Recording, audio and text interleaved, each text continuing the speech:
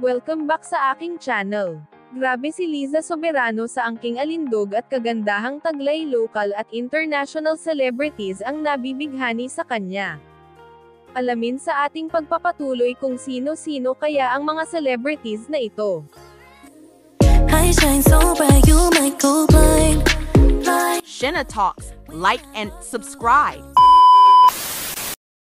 Piolo Pascual, Coco Martin, Alger Abrenica, Diego Loizaga, Donnie Pangilinan, Justin Bieber, at Charlie Puth, at marami pang ibang celebrities actor na nabighani kay Liza Soberano at pinapangarap na maging leading lady siya. Iilan lamang sa mga local at international celebrities, ang nabibighani at nakapansin ng hindi makapigil hiningang kagandahan ni Liza Soberano. Ilan lamang sila sa mga artistang kinukonsidera si Liza bilang ang pinaka-sexy at pinakamagandang babae sa Pilipinas.